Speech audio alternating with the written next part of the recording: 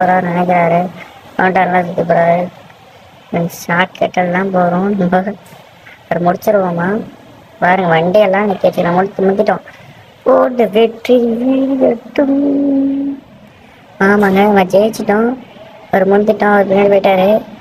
இப்போ ஃபாஸ்ட்டாக போகலாம். சின்ன ரோட குச்சினால நம்மள ஓட்ட முடியல. அதனால நம்ம ஓட்டி பார்ப்போம். வேகமாக போவோம். அவரை ஜெயிக்க முடியாது. எப்படி வந்தாலும் நம்ம தான் ஜெயிக்க போகிறோம்.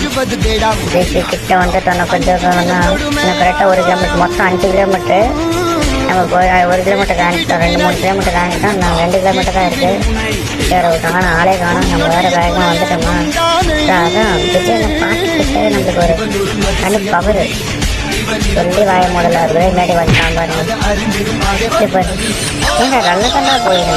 ஏண்டா ஏண்டா என்ன வந்து இடிக்கிறேன்? ஐயோ போச்சுங்க.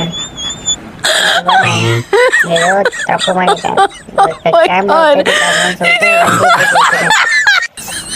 நீங்க சொல்றது எங்க மைண்ட் வாய்ஸ் கேக்குது. உனக்கு தான் வண்டி ஓட்ட தெரியுது, நீ ஏன் ஓட்டுறேன்னு. நான் கரெக்டா உனக்கெல்லாம் வெக்கமே இல்லையாடா? சோறு தானே திங்கிற.